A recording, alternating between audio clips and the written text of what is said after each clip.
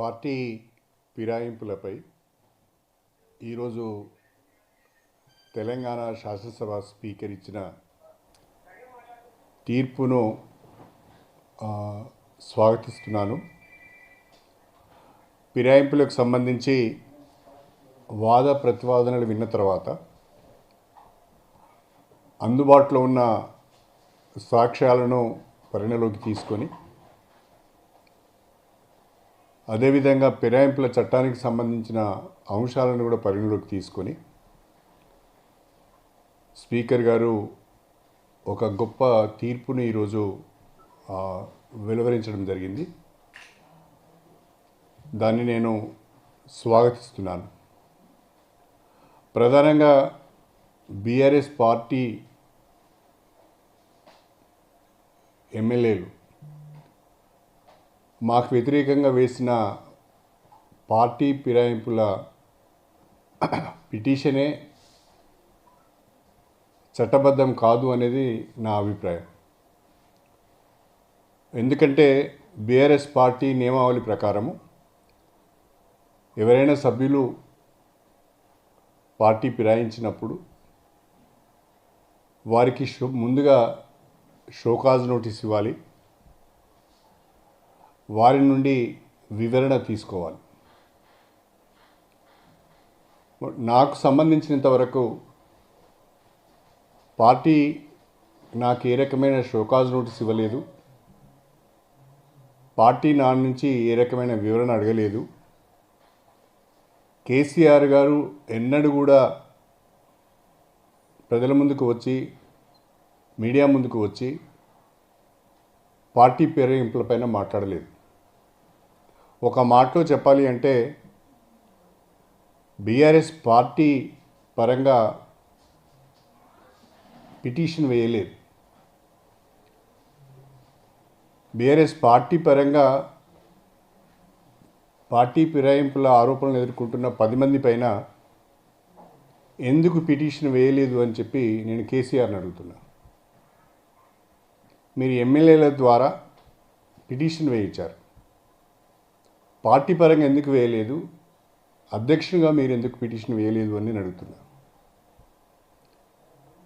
రెండవది, మేము పార్టీ ఫిరాయించినమని మా పైన ఆరోపణ చేస్తున్న బీఆర్ఎస్ మొన్నటికి మొన్న జరిగిన శాసనసభ సమావేశంలో కూడా బీఆర్ఎస్ పార్టీ వర్కింగ్ ప్రెసిడెంట్ శాసనసభలో మా సభ్యుల సంఖ్య 38, దానికి అనుగుణంగా మాకు సమయం కావాలని అడిగారు. స్పీకర్ గారు ఇచ్చిన ప్రతి శాసనసభ సమావేశం తర్వాత స్పీకర్ గారు బులెటిన్ ఇస్తారు. ఆ బులెటిన్లో పార్టీల బలాబలాలు చెప్తారు. అందులో భాగంగా స్పీకర్ గారు ఇచ్చిన బులెటిన్లో కూడా బీఆర్ఎస్ పార్టీ సభ్యుల సంఖ్య వారు ఒకసారి 38 అని మరొకసారి 37 అని చెప్పారు. అంతేకాకుండా పార్టీ ఫిరాయింపుల పిటిషన్ వేసిన తర్వాత కూడా బీఆర్ఎస్ పార్టీ ప్రతి నెల ఎమ్మెల్యేల నుండి 5,000 రూపాయల చొప్పున బీఆర్ఎస్ ఎల్పీకి సభ్యత్వం తీసుకుంటుంది. ఆ రకంగా పిటిషన్ వేసిన తర్వాత కూడా మా నుండి నెలకు 5,000 రూపాయల చొప్పున మా జీతం నుండి సభ్యత్వ రుసుము కింద తీసుకున్నారు, మా కాంట్రిబ్యూషన్ కింద తీసుకున్నారు. అన్నిటికీ మించి శాసనసభలో ఏనాడు కూడా బీఆర్ఎస్ పార్టీ ఏదైనా అంశం పైన ఒక విప్ జారీ చేసింది లేదు, ఆ విప్పును మేము ధిక్కరించింది లేదు. స్పీకర్ గారి పరిధిలో శాసనసభ సమావేశాలలో బీఆర్ఎస్ పార్టీకి వ్యతిరేకంగా పనిచేసింది లేదు. అలాంటప్పుడు మీరు పార్టీ నియమావళి పాటించకుండా, మాకు షోకాజ్ నోటీసులు ఇవ్వకుండా, మమ్మల్ని వివరణ అడగకుండా శాసనసభలో మా సభ్యత్వాన్ని తీసుకొని 38 మంది ఎమ్మెల్యేలు ఉన్నామని చెప్పి పార్టీ పరంగా పిటిషన్ వేయకుండా మీరు ఒక ఎమ్మెల్యేతో పిటిషన్ వేశారంటేనే మీకు ముందుగానే తెలిసిపోయింది మీరు వేసే అనర్హత పిటిషన్ పైన ఏమీ మెటీరియల్ లేదని. నేను ఈరోజు అడుగుతున్నా బీఆర్ఎస్ పార్టీ నాయకులను, నేను స్ట్రైట్గా కేసీఆర్ గారిని అడుగుతున్నా. పార్టీ ఫిరాయించిన వారు రాజీనామా చేయాలని అంటున్నారు.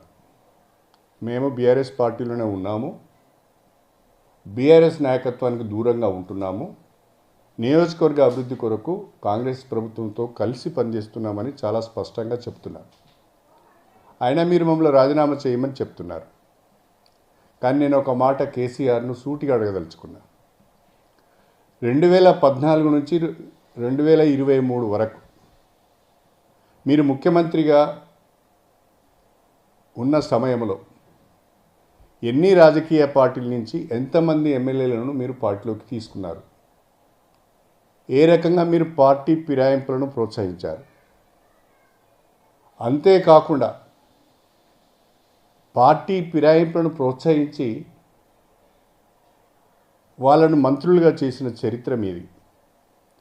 ఉమ్మడి ఆంధ్రప్రదేశ్లో జరిగినన్ని పార్టీ ఫిరాయింపులు తెలంగాణ రాష్ట్రం ఏర్పడిన తర్వాత జరిగినాయి. పార్టీ ఫిరాయింపులకు సూత్రధారి మీరు, పార్టీ ఫిరాయింపులను ప్రోత్సహించింది మీరు. తెలంగాణలో ఏ ఒక్క రాజకీయ పార్టీ కూడా ఉండకూడదు అని అన్ని రాజకీయ పార్టీల యొక్క శాసనసభ పక్షాలను పార్టీలో చేర్చుకున్నది మీరు. ఆనాడు మీరు చేసింది నైతికంగా, రాజ్యాంగపరంగా, నైతికంగా, రాజకీయంగా తప్పని మీరు భావిస్తే మీరు తెలంగాణ ప్రజలకు గతంలో నేను చేసింది పొరపాటు, నన్ను క్షమించండి అని మీరు ప్రజలను కోరితే, మీకు కావాల్సింది నా రాజీనామే కాబట్టి మీరు తెలంగాణ ప్రజలకు క్షమాపణ చెప్పిన మరుక్షణమే నేను రాజీనామా చేసి ఉప ఎన్నికలు వెళ్ళటానికి సిద్ధంగా ఉన్నాను. ఆ ధైర్యం మీకుందా అని నేను అడుగుతున్నాను. కేటీఆర్ గారి యొక్క ట్వీట్ ఇప్పుడే చూశాను నేను. కేటీఆర్ గారు రాజ్యాంగ విలువలను, ప్రజాస్వామ్య విలువలను దెబ్బతీసే విధంగా ఈ తీర్పు ఉందని చెప్తున్నారు. అసలు దీనికి సూత్రధారి, పాత్రధారులే మీరు కదా. మీరు శుద్ధపూసల లెక్క మాట్లాడితే ఎట్లా? చేసిన పొరపాట్లన్నీ చేసి రాజకీయ వ్యవస్థను భ్రష్టు పట్టించి, ఫిరాయింపులను ప్రోత్సహించి, ఫిరాయించిన వారిని మంత్రులను చేసి, ఇవాళ మేము హిట్ టీవీ యాప్, ఇందులో short news, live news, entertainment shows, movies, digital magazines తో పాటు మీ జిల్లా వార్తలను కూడా ఫ్రీగా చూడొచ్చు. ఇంకెందుకు ఆలస్యం? వెంటనే హిట్ టీవీ యాప్ ని డౌన్లోడ్ చేసుకుని ఫ్రీగా ఎంటర్టైన్మెంట్ పొందండి. Hit TV app. Hit TV app. Please download hit TV app. Hit TV app ని ఫ్రీగా డౌన్లోడ్ చేసుకుని ఎంజాయ్ చేయండి. మీకు నచ్చిన ఎంటర్టైన్మెంట్ కోసం హిట్ టీవీ యాప్ ని ఫ్రీగా డౌన్లోడ్ చేసుకుని ఎంజాయ్ చేయండి. హిట్ టీవీ యాప్ ని డౌన్లోడ్ చేసుకుని ఆస్వాదించండి, ఆశీర్వదించండి. ఇంతమంది సెలబ్రిటీలు హిట్ టీవీ యాప్ ని డౌన్లోడ్ చేసుకోండి అని చెప్తున్నారంటే ఎంత మంచి యాప్ ఆలోచించండి. అమెరికా అమెరికా అమెరికా అమెరికాలో చదవాలనుకునే వాళ్ళకి విశ్వసనీయమైన పేరు మన శౌర్య కన్సల్టెన్సీ. UK లో 1 year masters, UK లో 1 year masters, 2 years work permit up to 5 years visa. Contact Saurya Consultancy. Contact 89851 89851.